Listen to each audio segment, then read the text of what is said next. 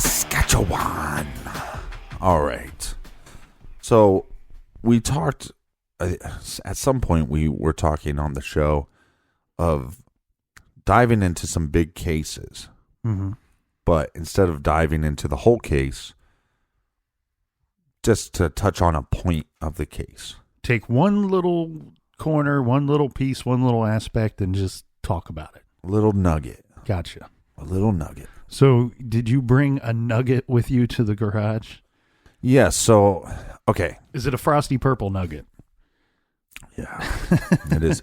No, so I was thinking about something. I can't remember. I think it was a dream that I had. Over the Christmas break holidays, I kept finding myself midday. I have this recliner that you set it to your comfort zone. Okay. And then you save it. Mm-hmm. So I get in my chair and it's at this very odd angle. It's like on the side of the TV almost, but you can still watch TV that way. But if you walked into the room and you saw my couch, you'd be thinking, why aren't you on the couch? Mm-hmm. But for some reason, I need a new TV. My TV's too small for the room. But so when I sit on the couch, my couch is nice, but it's so big that I can lay down on it. And then I know I'm going to fall asleep. But the couch is very nice. Yeah. So then I have this recliner. So I sit on the recliner, but it's this odd angle. But it's just me, and I have a little TV tray, and I eat my dinners there, or eat my lunch, or whatever. And then I normally put the tray back, and I hit the button, and it puts me in my little comfort zone. Okay, so you save it, and with one button push, it moves around, and now you are in comfort zone. Which puts me to sleep. Okay. So I had this dream that we were in my living room. You and I. You, me, and a couple other people. Okay. And I'm screaming at the top of my lungs that I have no control over the show. And you don't listen to my ideas. And it is Christmas. And we should be covering the JonBenét Ramsey case. Right. And you're yelling, but we think the brother did it. Okay, yeah. And I'm going, there's more to the... So this is this odd dream that I have. And I'm talking to... I think I can say this. I won't say the company's name, but I had a company reach out to me if I was interested in making videos for their app. Okay. And I was tossing out some...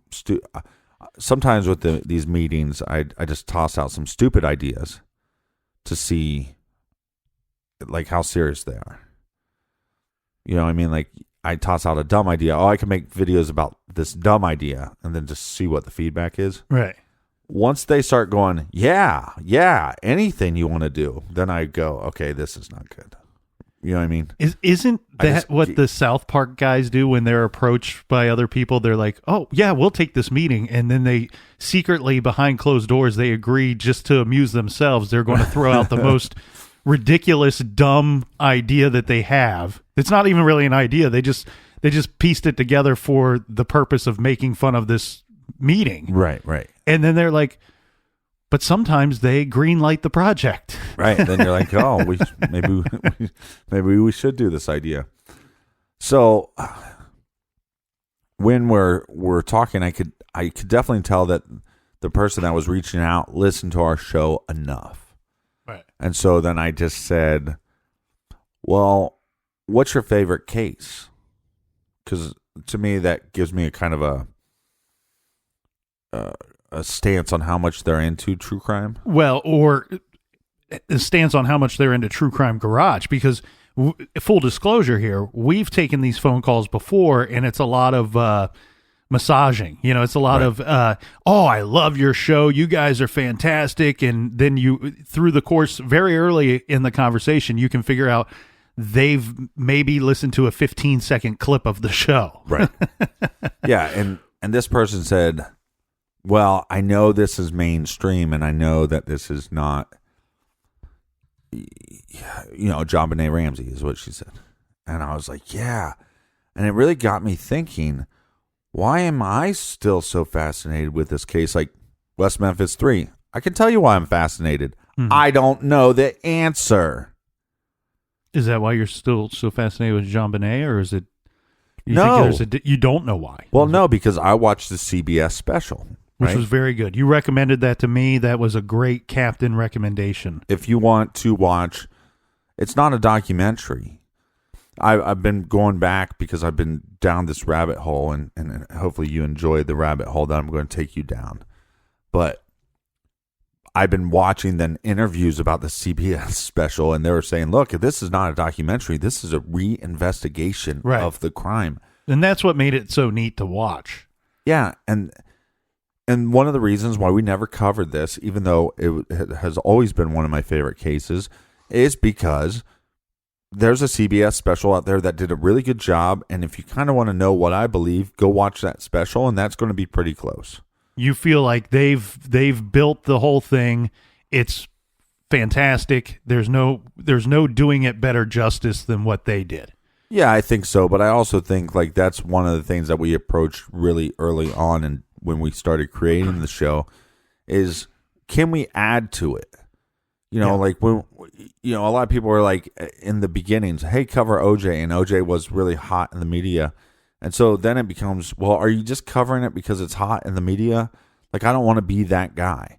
Right. So then we thought, okay, well, one of the things with OJ was the timeline and the mountain of evidence. And I really am proud of the idea that we said, okay, episode 1, we're focusing on the timeline. Was he capable of doing the crime? Did he have the time? The second one, let's focus on just this mountain of evidence. And was there a mountain of evidence, or was it fake? And so we really felt like we could bring something to the case. Right. With the JonBenét Ramsey case, once you think that you know the answer, and the answer was given to you by CBS, then what do you have to bring to the table? Nothing. So that's one of the reasons why we never covered it. It was the most requested case by far. I have an additional reason, and I think I've mentioned this before, is that I think it's too big, like for our format. Because like when we covered West Memphis 3, we thought, okay, cool, we can do like what we did with OJ. Here's a chance to really look at it the way we want to look at it. We can present it under a different light, look at it under a different microscope, and really tear the thing apart. The problem we ran into with West Memphis 3 was we thought 3 1.5 hour episodes would be enough. Right. And we figured out halfway through the third episode that there's so much more to do here. JonBenét, to me, and I think I said that I think somebody could do a whole series on TV or on the radio or podcast or internet or whatever. I think you that could carry you for a year.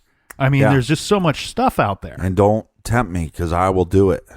I mean, I actually thought about this when I was diving into this. I thought this is so interesting.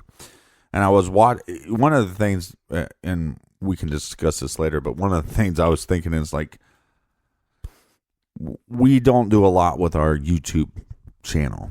And one of the things I thought was, okay, well, I could True Crime Garage TV. Yeah, I could talk about this on the show, but there's all these little other rabbit holes that I could take you down in this story.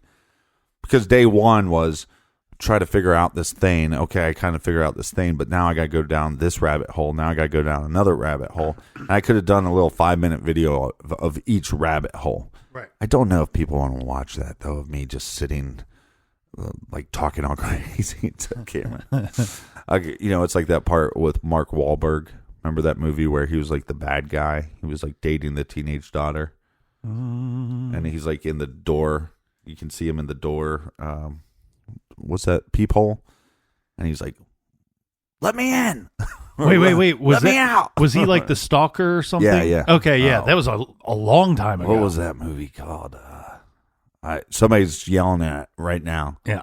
I can't hear you. Speak up. Was that an MTV movie? Didn't MTV? It probably was. I think, they might still be making movies, but I know they dipped their Google that real quick why I start the rabbit hole. Okay, so the CBS special, this is how they break it down. They do all these tests, but this is basically their findings.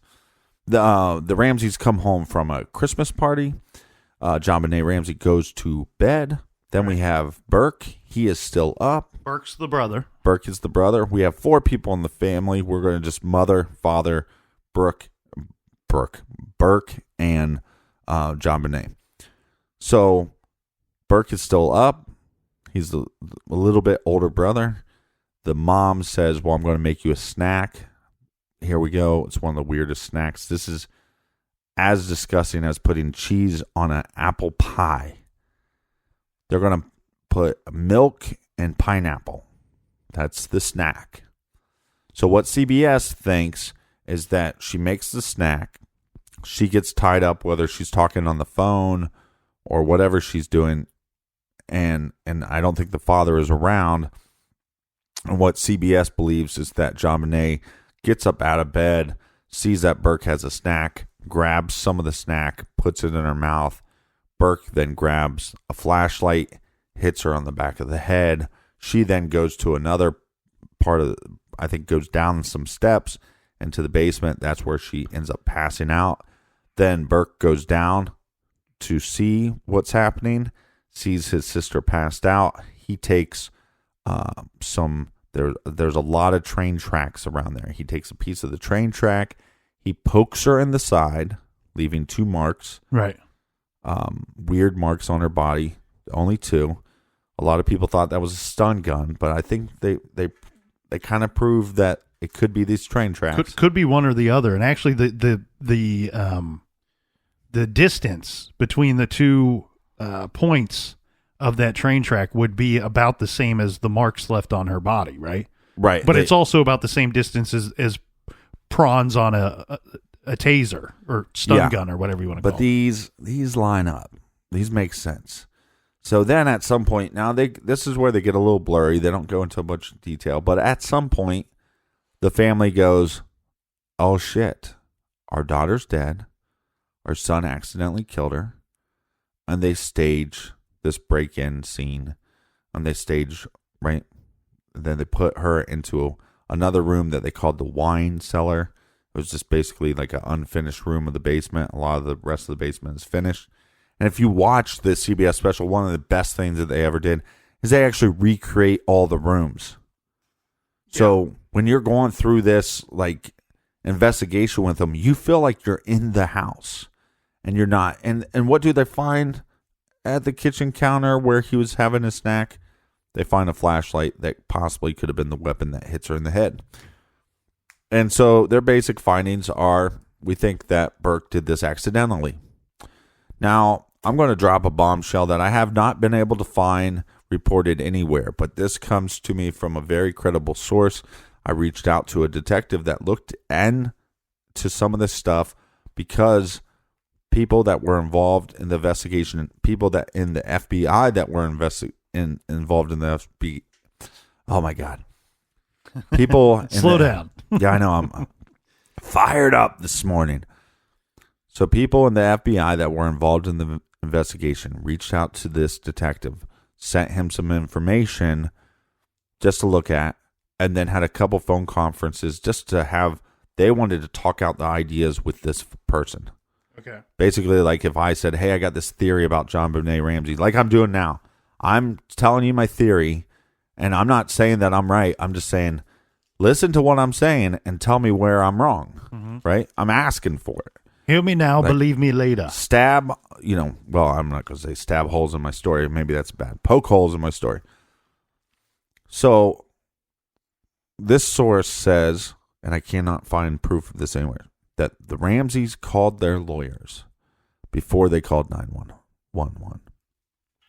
And if that is true, then, wow, something weird's going on.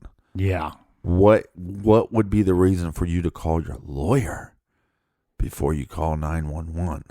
That's pretty strange to me. Well, let me go. I'll take my first poke here. All right. If I were the parents of an abducted child and there seems to be a ransom note left, I could see a situation where I might consider calling an attorney first because of the thought of not involving the police and paying the ransom to get my child back. So Well, right, I'll because say if you that in their defense. Well, right, but also it states if you contact police and all that stuff, Right. you're done. Right, the child's done. Here's one question I have for you, and we might not be able to answer this here and now, but kind of just to poke holes in my defense of the Ramseys there would be, I know that a ransom amount was stated. I can't recall, were there instructions left on how to deliver that ransom money? It's a long note, and I believe at some point we're going to contact you. That's right. You're right. Again, I have a lot of these thoughts and ideas just flowing through my head. I actually started trying to write down notes so I could bring in some notes for this conversation, and it got to the point where I'm like, I just got to hope that I stay on the right track. Okay. So my point is that CBS says that the brother accidentally killed his sister and that the Ramseys then covered it up. Yep. We've lost one child. Why should we lose another? Right. And that has been the story.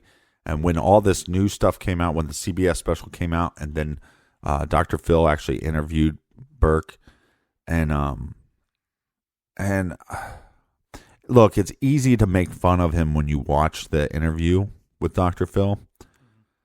And the first time I watched it, I remember thinking, this is really creepy. He's smiling the whole time. Then I watched several reports that say, look, this is not a smile. These are people that are behavior specialists that say, this is not a smile. This is somebody that's very uncomfortable and is talking about something that is very uncomfortable to them. This is also traumatic. Somebody that's a very private individual. And this face he's making, even though it seems as a smile, that you can actually see stress points in his face. And I went back and watched this interview, and with those eyes, doesn't seem so creepy to me anymore. I actually feel really bad for him, and I actually see this thing that Dave Ramsey, is it Dave Ramsey, John Ramsey, whatever the father's name is. John Ramsey. Yeah, Dave Ramsey is a financial specialist. Yeah, you should listen to Dave Ramsey once in a while. I'm a musician. I just bought 3,000 picks. The easiest way to remember it is John Ramsey, because she was named. It's a rare situation where a daughter's named after a father. So JonBenét, however you want to say it, Ramsey. That's where her name comes from. Yeah, and what's so interesting in that interview, and somebody's yelling at me right now, Captain, get to the goddamn point. Get in there. What was interesting in that interview was, he's smiling, half smiling, and whatever, this wincing. Nervous. Let's say wincing. Is that the right word? Like, it's an uncomfortable look. Yeah, they're going, what do you think happened? And he's going, I think just like a pedophile, like maybe somebody that they met at one of these pageants. Like, he doesn't know. He's just like going off on like what other people might think. Right. And you can almost tell that I haven't looked into it because I don't want to. But John Ramsey said at one point, our daughter's dead, and we so much didn't want this to ruin our son's life. And he was like, but it did. And then you start thinking, you are the brother and one of 4 people in a house if there wasn't an intruder. There's only 3 people left in the house of the most famous case in the world, in history. There is not a more famous case. I mean, God, what a life that kid had after that. Right. Okay, so that's their theory. And I watched the special and I went, this makes a lot of sense. Called a couple of my buddies to talk about it. They watched the special. Yeah, I agree with the special. Okay. The special came out a few years ago, right? Mm-hmm. Pretty early on when we started the show. 2-3 years ago, yep. So that's been my viewpoint on it. Yeah, it's probably the brother.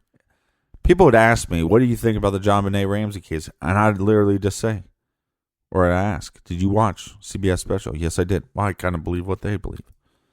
We don't need to go into it any further. I haven't had any good conversations about JonBenét Ramsey since that special. So then, our pea brains, dumb monkey brains, right? Mm-hmm.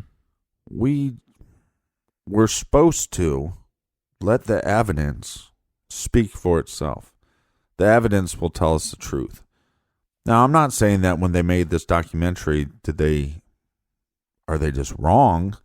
I think they did the investigation the way they wanted to, and I think sometimes these documentaries then omit certain facts or certain pieces of evidence. So here, I just want to go over two pieces with you. So as I'm contemplating why is JonBenét Ramsey's case so interesting to me still, that I will watch a documentary after I already think I know the answer. The girl on the phone that I asked that said to is, yeah, because you think you know the answer, but there's no definitive, you're correct. Mm-hmm. And I thought, well, maybe that's it. But then, I went the opposite way. Here's my theory. Let me disprove my theory. Brooke's not the killer. Burke, why do you keep calling him Brooke? Burke is not the killer. Okay, so my theory is that he is the killer. He accidentally hit his sister in the head with his flashlight. Then the parents covered up. They wrote this weird ransom note. It looks by all accounts that the mom wrote the ransom note. Handwriting analysis have said pretty much definitive. We think she wrote the note. Yeah, I've heard conflicting stories on that. I've heard reports that we can confirm she wrote the note, but what I have seen the most is that we cannot rule her out. Right. But they ruled out John. Yes. Now, but the wording is interesting because a lot of people have suggested the words come from John, and maybe she's writing this while he's assisting or advising into what should be put on paper. So I'm just going to throw these out. And this was to yell at my pea brain. So if you're thinking right now that, hey, I agree with the captain. I agree with CBS. Most likely it was an accident. He didn't mean to kill her. I mean, I think a few weeks before this happened, he hit her in the face with a golf club. Mm-hmm. Now, I'm no doctor, but that could kill somebody. So then that's also what made me believe that, hey, this kid he's just so young that he doesn't really understand his actions are going to have possibly a deathly consequence. Okay. So I've set it up enough. I bullshitted around enough. But let's start with these polygraph tests. That's the first thing I'm going to throw out. Mm-hmm. So the first polygraph test that they took was within weeks, right? Now, they didn't actually sit down to have a proper interrogation or a proper questioning session, I believe, for 4 months. Well, and immediately after the discovery of their daughter, the Ramseys are in the process of trying to leave the state. Yeah. So, I mean, not only are they having a hard time questioning the family, they're having a hard time keeping them at bay, trying to keep them at home so they can question them. Very fishy. And obviously, everybody listening to this show is well educated enough in these types of stories to know that you got to clear the family first before you can move on and cast a wider net in your investigation. Yeah, and for whatever reason, the Ramseys had this thought where they go, it's supposed to be innocent until proven guilty, and we don't have to prove our innocence to you. For whatever reason, that's the dumbass standpoint that these people took.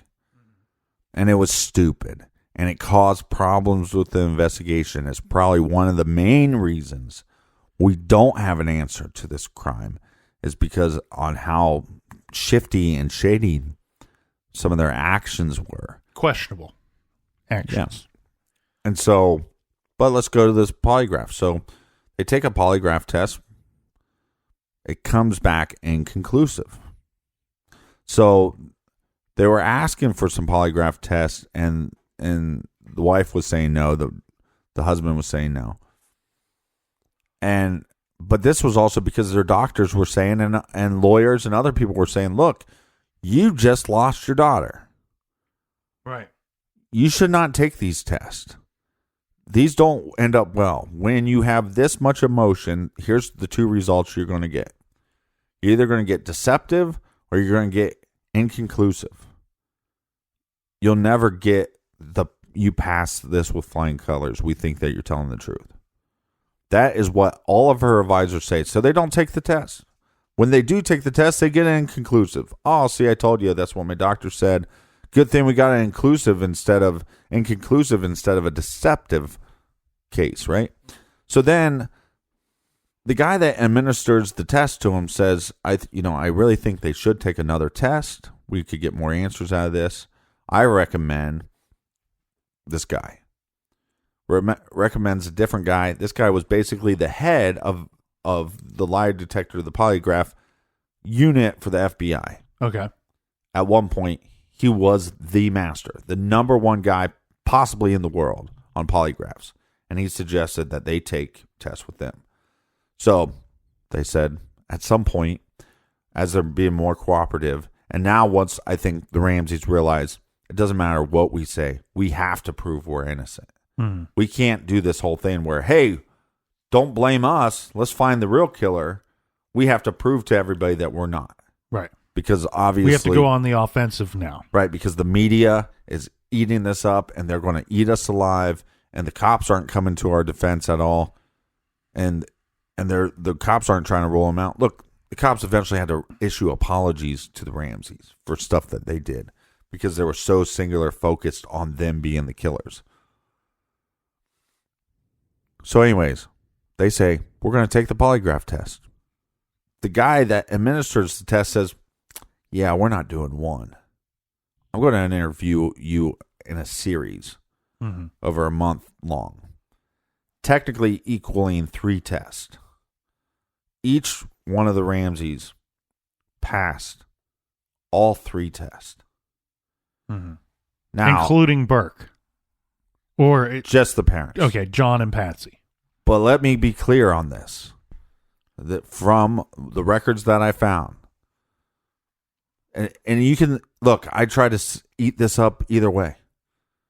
John, are you responsible for the murder of your daughter? No. That does not mean that CBS is not correct. He wasn't responsible. Do you know who murdered your daughter? No, I don't.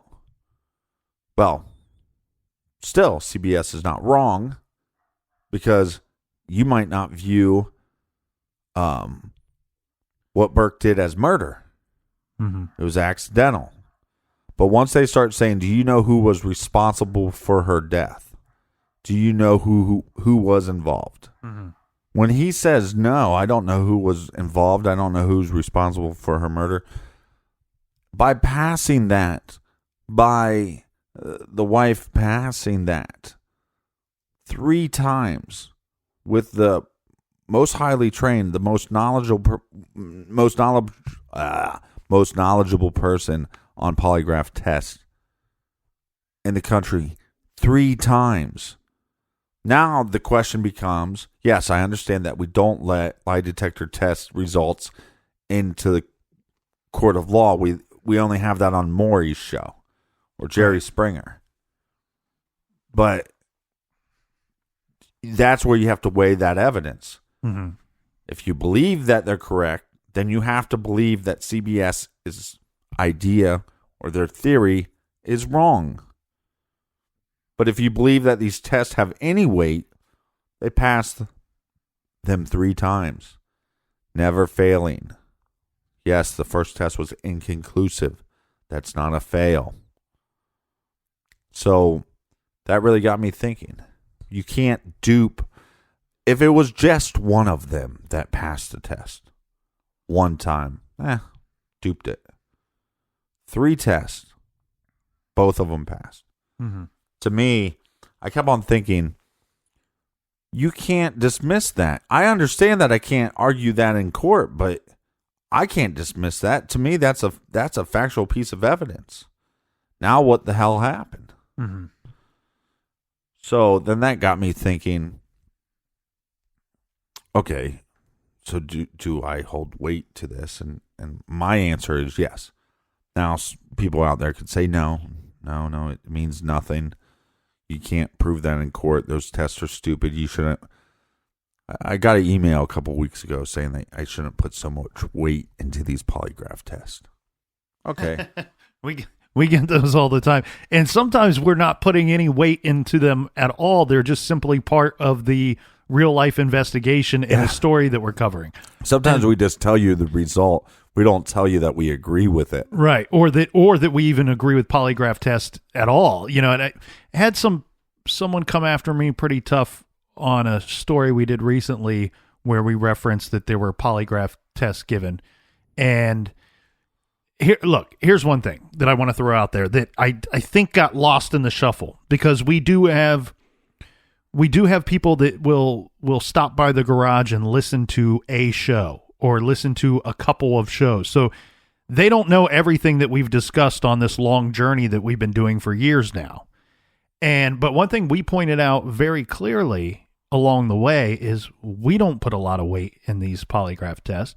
Furthermore, this is kind of specific to what we're discussing here. You know, an individual that we've talked about a lot, John Douglas, retired FBI agent, very famous man, who we agree with sometimes and disagree with at other times. But regardless, I respect John Douglas immensely. He's a golden god. And oh, come on. We've talked about him. You know how much money we owe that guy? Yeah. For how much we've talked or about he him? owes us. We've sent listeners to watch things he's been involved in, and I'm sure he got paid for those projects. Well, now that I think about it, he's made more money than we have, so he owes us money. Yeah, well, I mean, we're doing free advertisements for you, my friend. He's getting paid from the Mindhunters show, you know, and they haven't paid us a cent. No, and we talk about it a lot, so much to the point where I've got some emails that are like, do you guys work for Netflix? Are you guys like we hope to silent promote? You know, are you some kind of secret promoters of Mindhunter? Could you imagine if they ask us to be on the show? Can you guys be local radio DJs? Hey, this is the captain coming to you on the 405. But I do want to point out something with in a statement that Douglas gave, and I think it may have been specific to this case. If not, it definitely applies to the JonBenét Ramsey case. Is he says regarding polygraph tests that they can be, in his opinion, they can be a valuable investigative tool. Okay, keep in mind, pay attention to his words. Valuable investigative tool, meaning they're only good for the investigators. They don't work, as you discussed, in a court of law, obviously. Right. Now, he's also pointed out several times that when the murder victim is, let's say, a daughter, son, or a wife, or a husband, if you are going to polygraph the immediate family members, it's a very difficult science, and I'm putting air quotes there when I say science. But he says that you can get false positives when you question a husband or a wife or a mother or a father, because you have certain emotions, certain thoughts, and it could be that even though the husband of a murdered woman, let's say, murdered spouse, even if he's completely innocent, the polygraph may register false positives because he feels some level of guilt somewhere inside, but yet had nothing to do with the murder. You know what I mean? Like, as a mother, we're supposed to protect our children. As a father, we're supposed to protect our children. You know, you're supposed to protect your loved ones.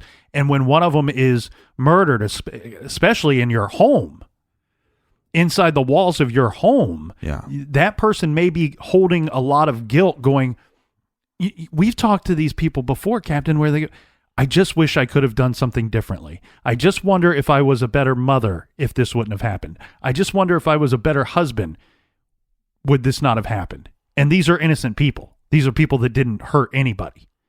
So That's one thing to keep in mind regarding this, and I think it works here specifically in this case. Fear, 1996. Is that right? Oh, yeah. Fear. Mark Wahlberg. There you go. Okay, so oddly, I'm thinking about this, and I just go to Google because I wanted to make sure. JonBenét, named after John. Mm-hmm. Patsy Ramsey. Her name was JonBenét Patricia Ramsey, right? That was her name. Yes, JonBenét Patricia Ramsey. So named after not only her father, but mother. Right. And so again, this is like you're going to name your kid after yourself, and you're going to love your kid, and you're going to be all about your kid, but then you're just going to let your other kid kill your kid. And that's what I believed for so long. And now what I'm telling you is there's evidence. What do you hold weight to that polygraph, or you don't? Now I want to get back to when CBS came out and did this. Burke Ramsey sued CBS. Now I heard from a lot of people, and here's what's funny. I was looking this up a couple days ago, couldn't find anything about the lawsuit, right? Okay. So then I talked to a lawyer friend. He said, oh, well, of course. See, what Ramsey will do is he'll file the lawsuit when it's hot in the media, and then all you'll remember is that he did file a lawsuit. He'll drop the lawsuit later because he won't win, and he doesn't want to have to testify in court, right? He doesn't want to have to do cross-examination. But the public's perception is he fought this. Right. But check this out. They settled. Oh. They gave Final him a little settlement amount was not disclosed. Right. But it was filed in Michigan, was seeking no less than $250 million in compensation damages and no less They probably settled for a than lot $500 less. million in punitive damages. Now, here's what's interesting, though. A lot of people said that CBS is like, thank you. Thank you for Suing us. thanks for suing us because now we get to question you. Looks like they didn't do that. Right. Well, it would be if it would have went to court. Right. Because it varies depending on where you are, but in some areas, if you sue someone for slander or for defamation of character, you then have to prove that that person, tarnished your reputation, that they were wrong in their statements. Yeah. And that can be difficult to do, especially in this situation. I don't know, man. I'm going to be honest with you. This case fascinates me incredibly, but it frustrates me equal parts because I can be swayed. I can be swayed fairly quickly to either side of the fence here. Was it an intruder or was it somebody inside the home? There's evidence to suggest both. It's really very tricky. I think that I've always felt that the answer lies in that ransom note or whatever you want to call that letter. I've always felt that the answer is there. And I know this is going to sound like a dumb statement. You and I were talking about Tony Romo and dumb statements. Who we love. We love Tony Romo. Hey, Tony, give us a call. Yeah, Anthony Romo, give us a call. Give us a call. But, I mean, if he's not the best sports announcer, he's the best in his age group. I'll give him that. Well, right, that's what I'm saying. If he's not the best, he will be currently, right now. It's only because somebody's been doing this 20 years longer than him. Yeah, there's nobody out that. And sorry, Cowboys, but you should have kept him around a little bit longer. Well, I don't know about that, but he said was something. One hell of a quarterback. He doesn't get the just due for his football IQ, and you're seeing it firsthand now. He said something when calling one of the playoff games this year. He said something like, "And that only catches up to you once it catches up to you." And right. And Jim Nantz chuckles a bit, and Romo, I think, realizes the absurdity of that statement. He goes, "Yeah, go ahead and write that one down." Yeah, write that one down. So here's an absurd statement from the extra crispy colonel here. with that ransom note, it's always boiled down to me very simply, if you could prove who wrote that damn note, you know who killed or knows what happened. And I know that's an absurd statement. That's an obvious statement. I'm going to make you look like a fool. But go ahead and write that down. Well, now time to make you look like a fool. Okay. And I didn't want to do this, but you made me do it. All right, pushed your hand. Forced your hand. If you figure out who wrote the ransom note, you figure out who killed her. How about you get the DNA that's underneath her fingernails? Oh, yeah. So here's the other problem, too. In this case, we talk about DNA a lot. We talk about this possible saliva DNA that was on her underwear. Right? That's the majority when they talk about DNA. Mm-hmm. Well, there's also touch DNA that was on the elastic of the underwear. I've also heard and read some FBI agents and even local investigators who almost kind of, it seems like they're suggesting there might have been more than what's reported. Yeah, so what I was more reading, DNA, I mean. Yeah, so what I was reading, this is what I find interesting. Okay, a little touch DNA, possible saliva, touch DNA on the elastic. Okay, whatever. Who cares about that? I don't care. Little saliva DNA on the underwear. Don't care about that either. Oh, it probably came from some worker when they're having it came from some worker. That's what the CBS said. Like a technician? Somebody working on the body? No, somebody that manufactured the underwear. Oh, yeah. That's what they stated. CBS stated. Listen to me. Listen when I'm talking to you. If you want to talk about somebody that believed in this documentary, right? Now tell me this ain't a farce. They said, well, it's touch DNA. They have experts on that I've heard detectives tell me that person is a criminal genius. What's the Asian man that they had on the CBS special? Dr. Lee? Dr. Lee.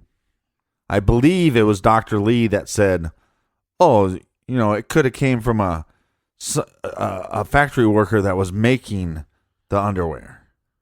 Right? Mm-hmm. Use a moron. Do you is it Henry Lee? Dr. Henry Lee? Do you like him or not? I have a mixed bag with him. Here's my thing. When somebody that I think has a brain tells me this is a guy is a criminal, he's a criminal genius. Well, not a criminal genius, but he would be like a crime scene analyst genius. And okay, this is where it frustrates the shit out of me. What I was reading, and I don't think it was wrong because it was coming from a lawyer that said the DNA under that little girl's fingers matched the DNA that was on her underwear. Now you're going to tell me that the factory worker that made her panties somehow got his DNA under her fucking fingernails? Yeah, but aren't they saying that there was more than one kind of DNA found on the underwear? That's what I think their statement was. Maybe so, but what I was reading was the DNA on the underwear matched the DNA underneath the goddamn fucking fingernails. Now, you make a goddamn documentary or here's what's so frustrating about this case is that you hear about all this shit and then all this other shit gets lost in the shuffle.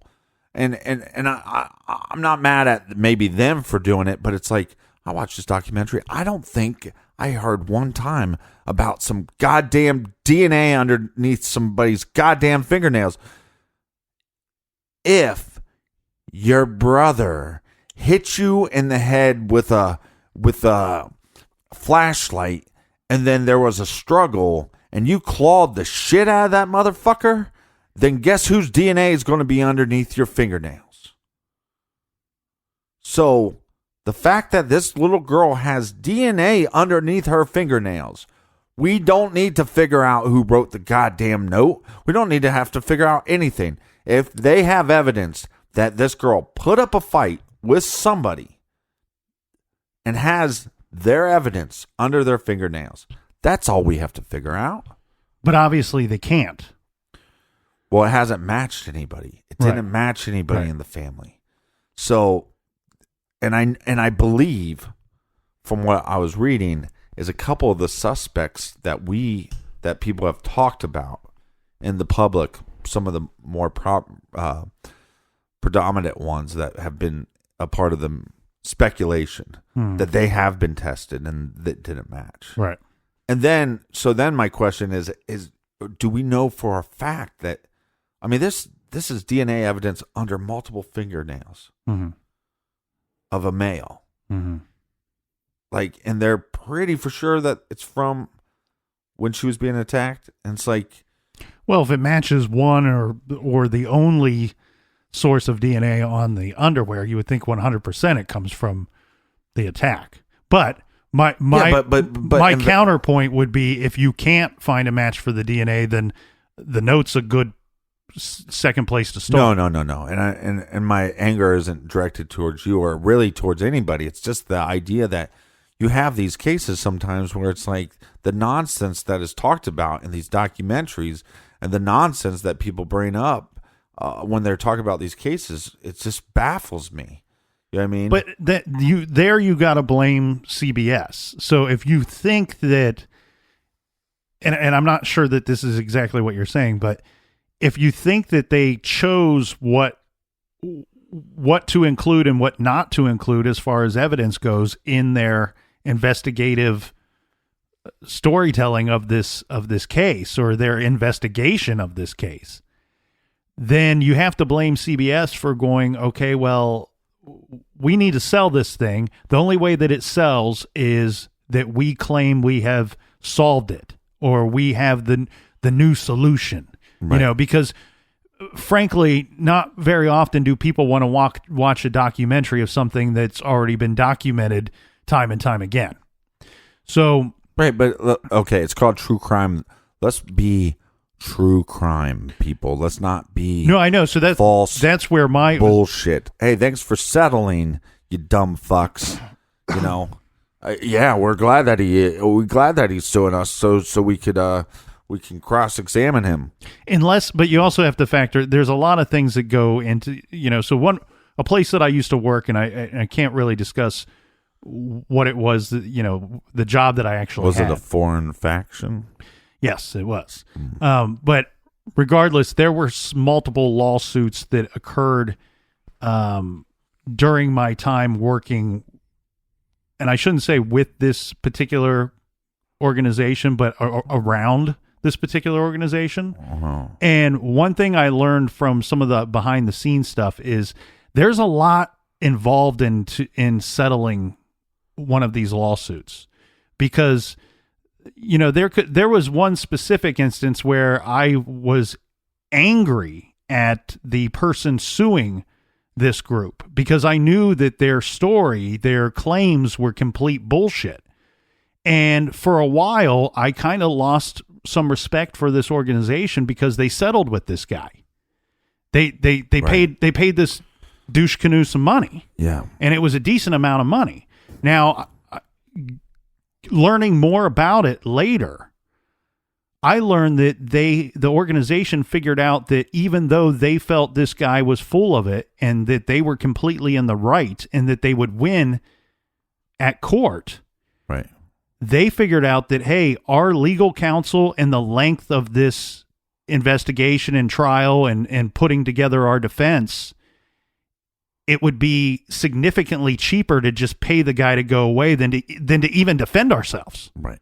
So who knows? Like, I mean, when we see, I'm with you. I don't love that CBS settled here, but again, I mean, if Burke is innocent, then I don't really care. I mean, that would sway me completely the opposite way. But if CBS settled with him and it was for, you're saying it's like, what, $750 million total is what it sounds like he was going with? Yeah.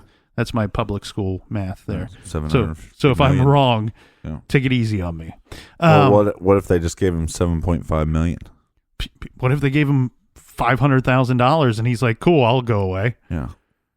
You know what I mean? So you have to. It's tough to say, hey, to agree with the settlement as far as CBS goes. And here's what. Because we don't know the details of or the structure of such. Right, but here's what pisses me off though: is all these people that they talk a big game about how they want something solved, and then you just omit information, you omit facts, you omit evidence, and act like as if it doesn't exist. Guess what? I want the person responsible for this. I want to know the answer. If it's Burke, it's Burke, right? But I'm not going to omit any evidence to go there. Now, look, again, with the polygraph, do whatever you want with it. You can tell me that it doesn't matter to you and you don't care. Okay, fine. Then you can still believe Burke did it. Okay. Now go to the next step that I just told you about. The DNA doesn't match him, doesn't match his father. It's an unknown male. Now, if we could come up with a logical reason how she had that DNA underneath her fingernails other than defending herself from an attack, okay. And also, why bind the hands? Why bind hands? Well, I guess if those hands are attacking you, you might bind those hands. Right. But so are you leaning towards the... I'm just saying I'm really interested. I'm way more interested in this case than I've ever been before. But I don't want to be like, I think a lot of people that make up their own goddamn story and their own end result and they try to get there. You know, just like, is it possible that she was poked with part of the train track and it had nothing to do with Burke at all? It's possible. Or did it have nothing to do with the actual attack that led to her death? Right. Was she poked earlier with that? Or sometime when they were moving the night. body, did they hit? I mean, when you see the reenactment of the CBS special, you see train track pieces everywhere. Mm-hmm. Did they set her down for a second and then her body gets up? All I'm saying is I'm way more interested in this case than I ever been. But as I go through it, you have to let the evidence take you, not just your own thing. And like I said, I went into it going, I think this was an accident. I think he hit her in the head accidentally, and then the parents covered this up. Well, she would have had to have been strangled in some manner afterwards. Like, so it wasn't the blow to the head that killed her. Yeah, but again, I think logically you could go, what if, and this is where this to me gets into crazy talk. What if your kid is struggling? Do you choke her? To me, it doesn't matter. Even if your kid is struggling, call the 911. Right, I was going to say, isn't that the stance we took in the Madeleine McCann case? Right. Is that if there was some type of accident, these adults would have sought medical attention for their child. And, you know, even Burke hitting her in the head with something heavy duty, it's still an accident. You know, it's you still seek medical attention. Right. You don't strangle the kid. Right.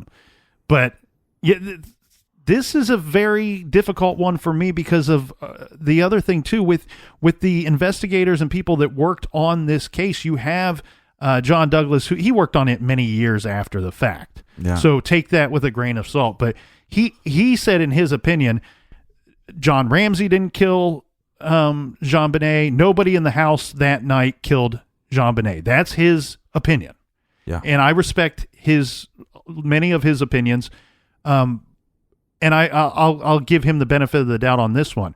But then you have other individuals, like I think the first responding officer says, "Hey, I walked into a house and it was the Ramseys, and they already had people over. There was people over in the house when I first walked in, and I felt like I was walking into a hostile environment. And it wasn't because it was hostile because their child was missing. it was almost confrontational that they were putting up a defense immediately. Right. And that's the vibe that officer says that she had from that very early on in the stages of the investigation. Two completely different opinions on this case. Do you think that it will ever be solved? Yeah, and well, that's what I was saying. I'm going to, in what time I have, I'm going to try to go down these different rabbit holes and get to a better, clear understanding in my head. But when you have investigators, they take these tests. They knew that it eliminated anybody in the house that night. They knew that like within 2 weeks, and they never presented that to the media. I think it took them 7 months to present that to the media. It's almost like they were fixated on there's something fishy here. I'm not saying there's not something fishy there, but there's something fishy there. And well, that's what a lot of people have said throughout the years, was that the Ramseys did not cooperate with the investigation immediately, and therefore the investigators at the time they didn't just become fixated on the Ramseys because they were uncooperative. They almost became disgruntled against the Ramseys, almost like, oh, you're picking a fight with us? Well, we can pick a fight back. We can, right. we accept your challenge, and now we're looking at you. And and their pompous arrogance, and I really think it stems from John. I mean, I don't give a shit. I mean, I think that's what it was. I think I have some money, you don't, and I think the media is going to come at me, and so I'm going to start going against you right away. I think they knew how some of this was going to play out. I also think that if you're tossing your daughter that young into pageants and stuff, you're kind of worried about like the keeping up with the Joneses bullshit. And I'm sure there's a part of them that really liked the fact that this was a very popular case. Like, yeah, we're getting like shit on, but it's kind of awesome how many interviews people want to do with us. It's kind of awesome, because But it affects John's business greatly. Well, right, but the bigger the case gets, the bigger the dollars get for interviews. And so, hey, your business is going shitty, but hey, we'll pay you a couple million to do an interview with us. You know what I mean? Right, but I mean, he had a very successful company. No, I understand that, but what I'm saying is that once that started affecting his business, you have this thing now to fall back on. Mm-hmm. Oh, yeah, it's affecting my business, but guess what? My daughter's murder case is the biggest case in the history of cases. I will say this, and the key word in this statement is if. If the Boulder Police Department, if the local investigators did have information or test results that should lead them to believe that no one inside that home was responsible for the death of JonBenét Ramsey, not releasing that to the public is a big misstep in your investigation, because there may have been someone in the public that could have helped in the form of a tip, in the form of some information, something they saw, something they heard, someone that they spoke to. It could have been the tip that solved this thing. And I'll go on further to say that one thing that I think is interesting, all the times that this case has been looked at by so many different people, and in CBS's defense, some of that is they're investigating this from an outsider's perspective. They may not have had certain things at their fingertips. No. This was a re-investigation. Some of the people that were involved in the special were some of the original investigators on the case. No, I understand that, but what access do they have to all of the information that was collected at the time is what I question. Mm-hmm. And the thing here is, I believe if it were an intruder, if someone went into that home and killed that poor little girl, I think that there might be the information, there might be something in that case file that could point you to that person if it were an intruder. I would be surprised if the name or if some bit of information is not in that case file that would lead you to that perp.